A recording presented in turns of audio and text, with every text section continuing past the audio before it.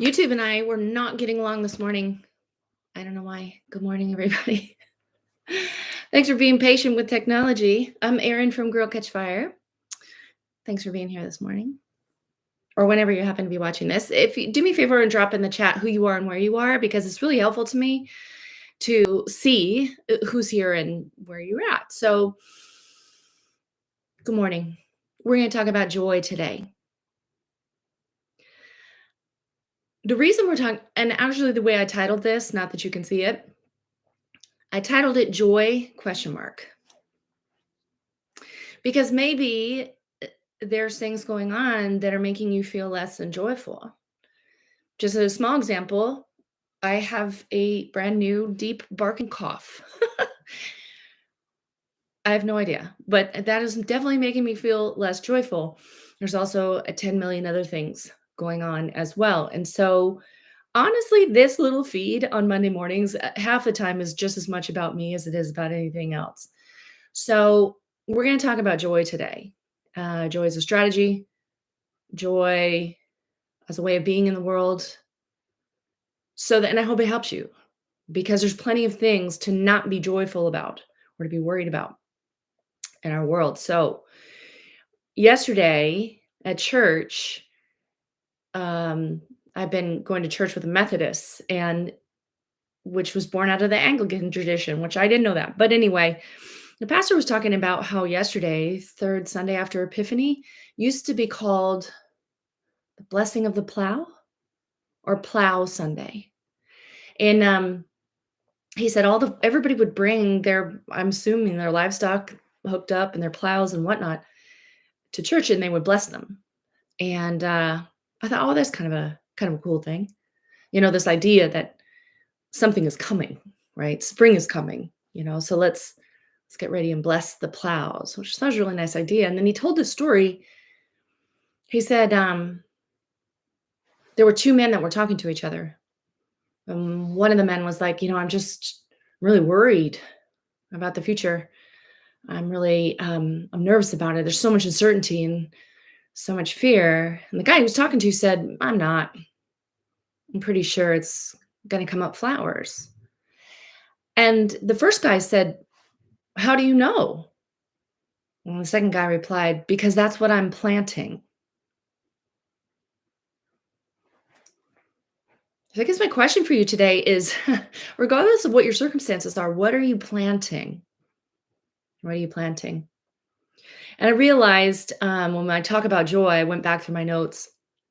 I was talking about this. My notes are from 2021, which is 4 years ago, which is just bonkers to think about how fast time is going. But I realized that the things that I wrote back then are still really pertinent. And the big idea that I was kind of wrestling with at that time is that, the world is hard and it's confusing and it's scary and uncertain, harder for some than others.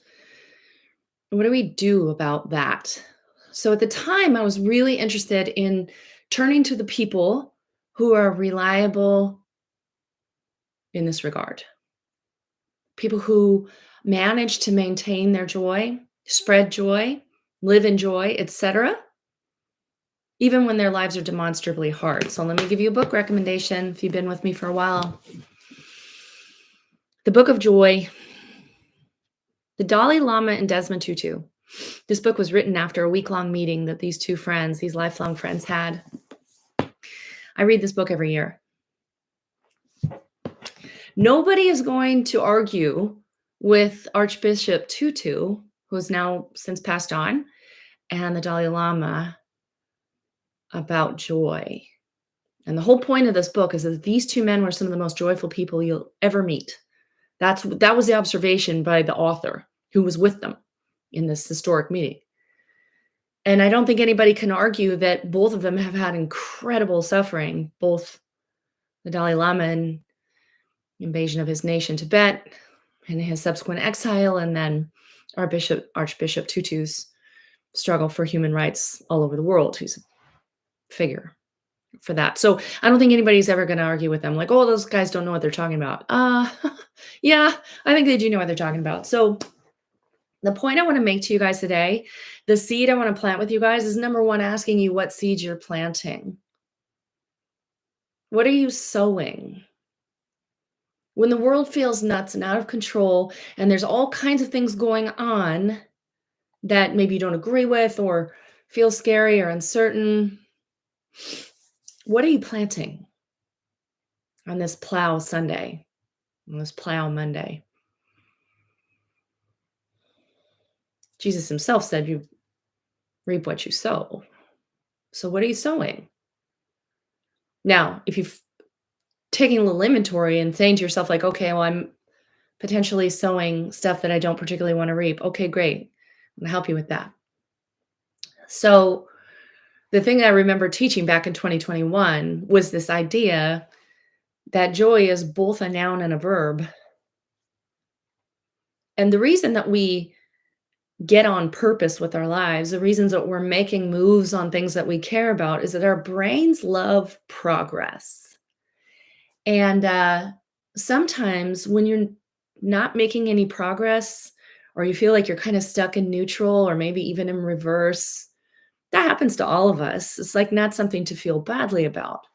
But recognize that your brain releases little dopamine hits when you are making progress on things that you care about.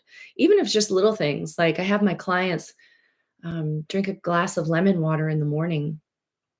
First thing, just because you're dehydrated when you wake up and your body really likes it. It's such a tiny little small habit, but it's a useful one. And your brain, believe it or not, is like, oh, good job. Nice job. Progress. Okay. So that's why one of the reasons why we're pretty big around here, especially at midlife, about keeping your eyes on whatever your compelling vision is and making little tiny bits of progress toward it all the time, because that will help you when the rest of the world feels nuts to at least have a couple of wins under your belt every day. So that's the first thing. We want to make some progress because ultimately, that little dope hit, that's joy. It feels like joy, right? You're creating a little bit of joy in your own system. Perfect. So, but what most of us are doing is we're waiting for joy, the noun, to exist in our lives in order to be happy, purposeful, focused, disciplined, etc. That's joy, the noun. And it does happen. It's a thing. Remember, nouns are persons, places, or things. Um, Joy, the noun, does exist. Of course it does. And it's wonderful when you're in it. Like when you stumble into it or it's created for you or just things are going really well. Joy, the noun is a wonderful thing to have. The problem is many of us are waiting for joy, the noun, to happen to us in order to make progress or feel good about our lives. And that is what I want to say to you today. There's a different way of doing that because there's also joy, the verb, as in to rejoice, rejoicing. It's a different thing. And this is what I think these fellas knew well. Okay. Oops, gotta turn it this way. Joy is a verb. And sometimes we have to dwell in the state of rejoicing when there is no noun of joy.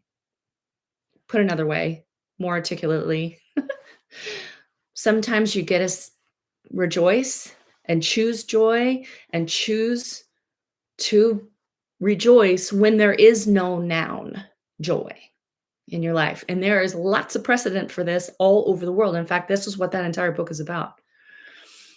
Some of you have been around here for a while. Some of you remember, do you remember that little gal, Nightbird, that was on America's Got Talent? And she sang this lovely song, which incidentally, I accidentally played the other night, which was fun. And I'm going to pull this up right fast. Um, yeah, she was on America's Got Talent and she sang this lovely little song. And everybody was like, oh, wow, this is really nice. But she was real thin and she had real short hair. And they asked her, and it turns out she was battling cancer. And she was so bright and so like joyful. She was exuding this joyfulness. And, She got the golden ticket and whatever, but she did sing this very lovely song. Okay, but while she was on the stage and she mentioned to the judges, "Well, I've been battling cancer." They said, "Are you all right?" She's like, "No." Kind of. Anyway, but she said this, she said, "You can't wait until life isn't hard anymore until you decide to be happy." That is the difference between joy as a noun and joy as a verb.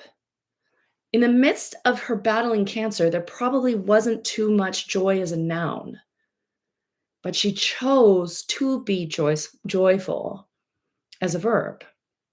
That's what I'm talking to you guys about today. So, regardless of the circumstances you are in, or if you're looking all over the world and wondering, like, what the heck, all these really difficult things are happening. Yes, and what are you going to do about it? Are you going to wait for this state of joy to befall you, joy the noun, in order to be happy and feel good about your life? Or are you going to begin rejoicing anyway? Are you going to begin planting seeds that will come up at some later date? Are you going to choose the verb to rejoice, to be joyful, even if things, joy the noun, isn't at hand? So let's talk a little bit how to do that. Because some of you are like, yeah, I want the second one. I want the second one. Excellent. Yeah. Well, first of all, I'm going to link this book if YouTube will let me. I'm going to link this book in the chat. And the tip that is a perennial around here, we believe very strongly that gratitude is the portal to joy. So, one easy step, and one that I will never stop teaching, along with drinking lemon water in the morning, is before your feet hit the ground, is to be thankful for a couple things. Pick a couple things that you're thankful for. I was doing this in my bed this morning because I did not wake up with joy the noun. I had to choose it. I had to choose to be thankful, like, wow, my bed is so warm. Amazing. I'm also joyful and thankful that there is no more snow in my yard. It snowed here last week. Crazy. Um, I'm really joyful that I have options. Gosh, I'm so thankful for that, right? So these two things are intertwined. And so I laid there not feeling a lot of joy the noun, but choosing to rejoice and to thank God for the things that I have, the myriad things that I have to be grateful for. Okay. If you're rolling your eyes at that, I'd invite you to get curious about why. Is it because it's become cliche? Maybe. But the reason it's cliche is because it's true and it works, right? Being grateful is like absolutely one portal to joyfulness, to choosing joy. So that's really the first thing. The second thing is prayer and meditation. Another thing that people are like, yeah, I know. Okay, yeah, but do you do it? Because to know and not to do is not to know. So these fellas, there's a whole segment in one of these chapters where they're giving each other a hard time about how much they prayed and meditated. Dalai Lama obviously is a Buddhist. Desmond Tutu, Archbishop in the Anglican Church. They were kidding each other because the Dalai Lama evidently meditates 7 hours a day, and Archbishop Tutu only prays and meditates 6. You're like, oh my gosh, I don't have time for that. No, of course you don't. But, or maybe you do, I don't know. But these are two men that were not waiting for joy the noun to fall on them.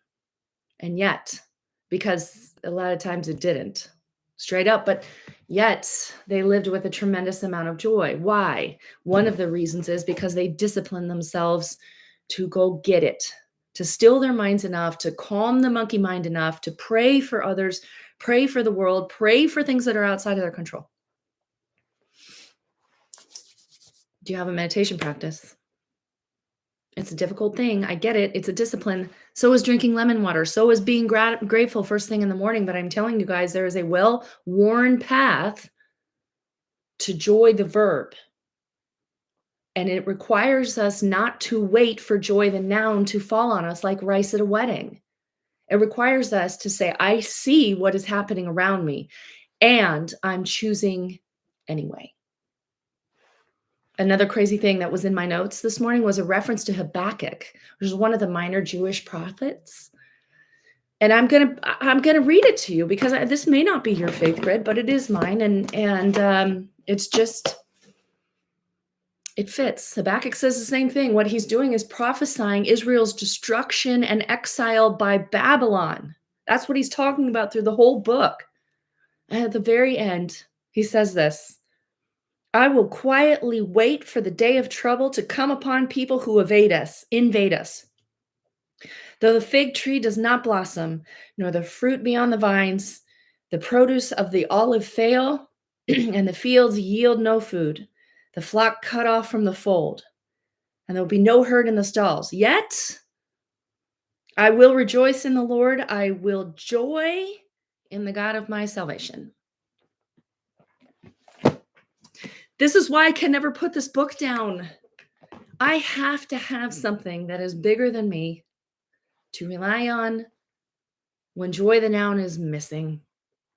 And so did the Dalai Lama, so did Archbishop Tutu. So my question for you today, what is bigger than you for when joy the noun is missing? How do you actively practice joy the verb? Here's a couple strategies for you.